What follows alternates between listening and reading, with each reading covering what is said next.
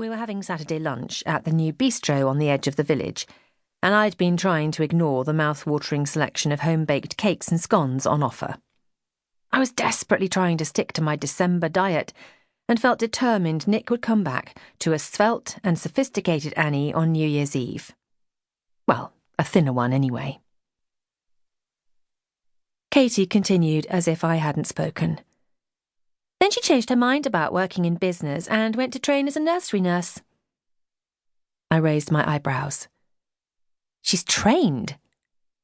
Well, she must have qualified, mustn't she, or Nik wouldn't have given her a job in the first place. Even he didn't seem to know how or why he'd given her the job, I said. Probably fluttered her eyelashes and gave him the come-on act. I spluttered out a laugh.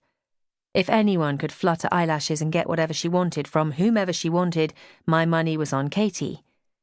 She smiled without a trace of self-consciousness. Do you think Nik will be mad if she doesn't come back to work? I'm sure he'll thank you, said Katie. I hope you're right. I'd had several sleepless nights over the Lucinda incident. I felt responsible, and a little niggling part of me still felt a bit sorry for her. Everyone makes mistakes, and surely nobody could possibly be as mean as she appeared to be. Most people have one redeeming feature after all, although, try as I might, I failed to see what hers could be. I'd tried texting Nik countless times to confess, but never received an answer. Just where did his parents live? Out in Mongolia? Obviously it must be somewhere really remote, where it was impossible to get a phone signal. I hadn't heard from him at all, and neither had the mysterious Harry Huckle turned up since the time he appeared at the nursery. It felt as if the pair of them had completely disappeared off the face of the earth. Hello, Earth to Annie! Katie wafted a toasted tea cake under my nose. It smelt really good. Want to share this? Oh, yes. Half a tea cake couldn't have too many calories, could it? Less than a whole one, anyway. Lunch with Katie definitely cheered me up, but I really missed Nik. I wondered about the radio silence, too. Trust me to fall for a good-looking guy with a mysterious family who had weird rules for December, and a very short helper with a habit of turning up when you least expected him. And disappeared soon after. You couldn't make it up.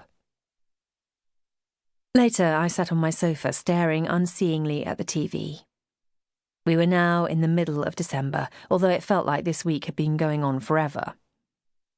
I wished Nik would call, text, WhatsApp, anything. I was beginning to feel like he didn't actually exist at all, and maybe I'd invented him. With the weirdness of the last few weeks, I could believe anything. I knew I was being ever so slightly pathetic too, which wasn't helping. Not like me at all. I needed to do something. Then suddenly I realised I hadn't even decorated my flat for Christmas. That was very unlike me. But New Year's Eve was still officially Christmas, and Nik would definitely be back then, wouldn't he? And I really needed a tree before everywhere was sold out. There were places all over town selling real trees, and most were open until at least 9 in the evening now. I grabbed my bag and coat and headed downstairs.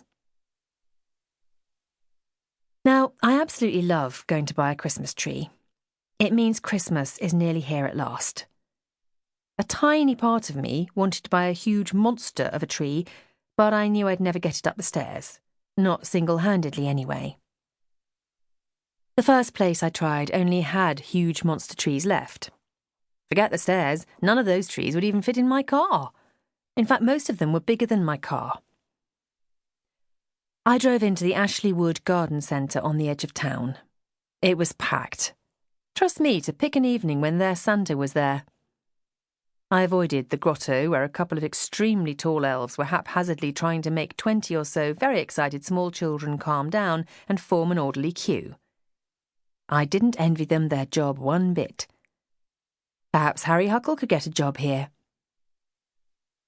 The Christmas tree section was much bigger than the last place and particularly well organised. Trees were graded by size and species. I found the perfect tree in seconds, and in under 10 minutes I had the base of the tree trimmed and put through the tunnel thingy that squished it inside a giant hairnet, or tree net.